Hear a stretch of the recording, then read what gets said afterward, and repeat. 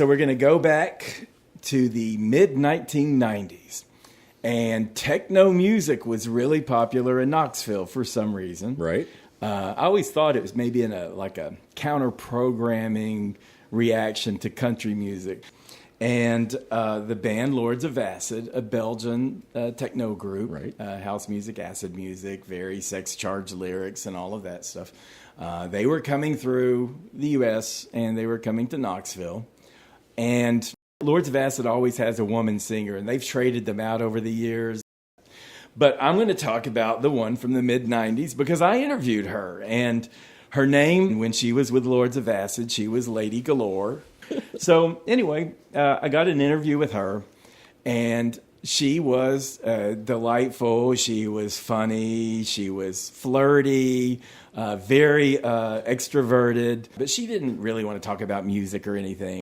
So we're talking about Knoxville and what to expect from Knoxville for her. And she said, are there big guys in East Tennessee? Are there big guys there, like big farmer guys? And I said, yeah, sure. We got big farm. She goes, big stupid guys. And I didn't know where she was going. I said, sure, yeah, we got some big stupid guys. And she said, what about big stupid shirtless guys? Are there big stupid shirtless guys there? And I really still wasn't sure where he's going. I said, yeah, sure. It's like I was enthusiastic and caught up with it. But then every time she asked another question, I got a little more anxious and a little more withdrawn. And she said, do you think there'll be big shirtless stupid guys at my show? And, that's part of her performance persona because she's very flirty with the crowd and everything. And she said, are the dance clubs there? Do you have dance clubs in Knoxville? And so you guys know the bar Cotton Eye Joe's. At the time, it was promoting itself as the biggest dance club in the U.S. Right. And so I told her that. She goes, oh, where's this club? And I said, it was kind of has country music roots and it's line dancing, but they're really spreading out, and they're kind of getting a different demographic. And she said, with the big shirtless, stupid guys there. And I said, I don't know. I said, they might have a dress code there or something. I'm not sure. She goes, oh, she said, will you take me there? And now, as well as I do, that when you have really good conversations with celebrities and you connect, you do kind of make plans on meeting them and maybe doing something with them.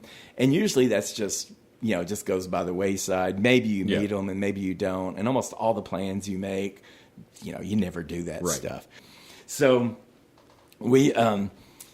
when we ended it, she said she can't wait to come to Knoxville. She can't wait to see the big shirtless stupid guys. And she can't wait to go to Cotton Eye Joe's. And I felt my chest tighten when she said that. And I said, well, I look forward to meeting you too.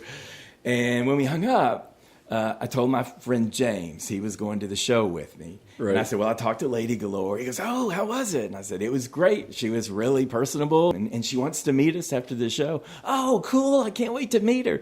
And she wants us to take her to Cotton Eye Joe's.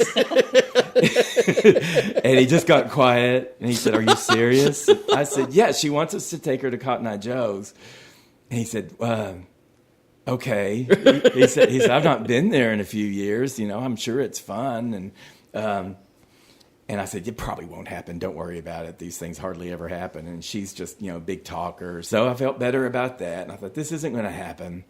So James and I go to the show, and I think the best way to describe a Lords of Acid show, the dance floor is kind of like the monster from The Thing. It's like it consumes its victims, and then a little piece of victim sticks out of it.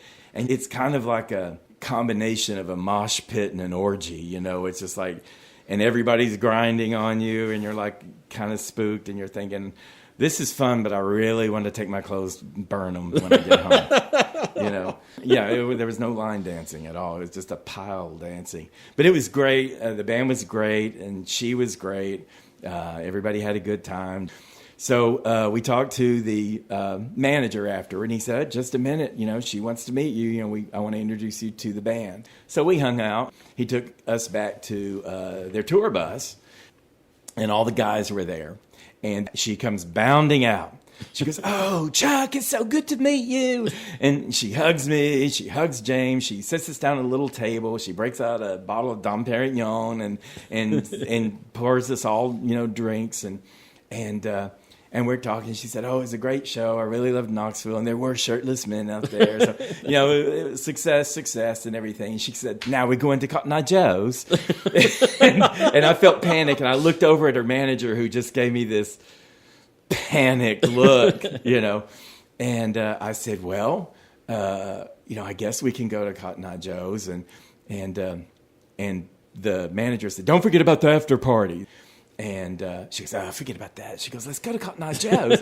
And she said, "You think I look all right?" And I was like, "I guess so." I mean, she was still pretty much, stage outfit. And she goes, "You know what? I'm going to change. I'm going to change a little bit." And so she went off, and the manager came over and said, "You cannot take her away from this band." He had all this exasperation of a guy who spent his last several months just chasing her every day.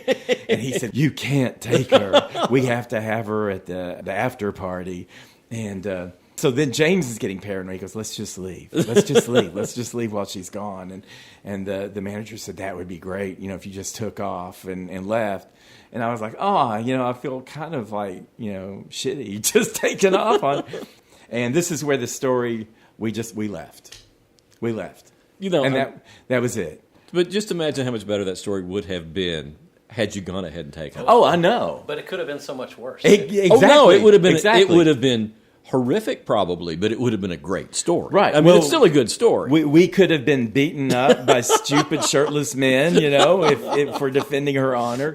She may have married a stupid shirtless man and settled in Knoxville. We could have ended up in jail, or we could have all died. Yeah. I don't know, and I do think about that. I think about that all the time. It's like, what would have happened?